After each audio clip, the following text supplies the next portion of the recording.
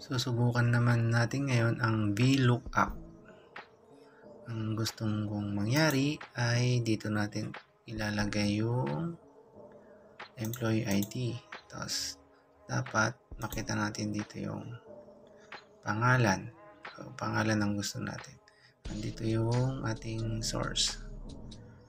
Okay, try natin.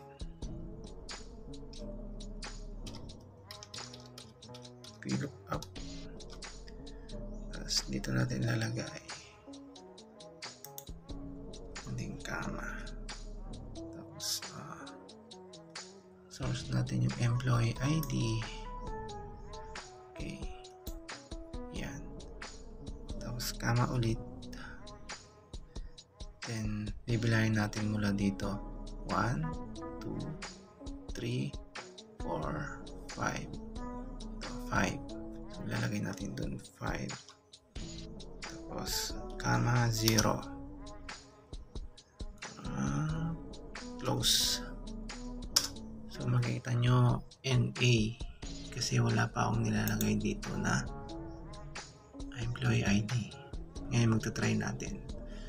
Ang gusto ko 007. Dito natin makita. Tingnan natin kung tama yung 007 na si De La Cruz. Ayun, tama siya. Ayun. Ganyan lang po yung paggawa ng VLOOKUP.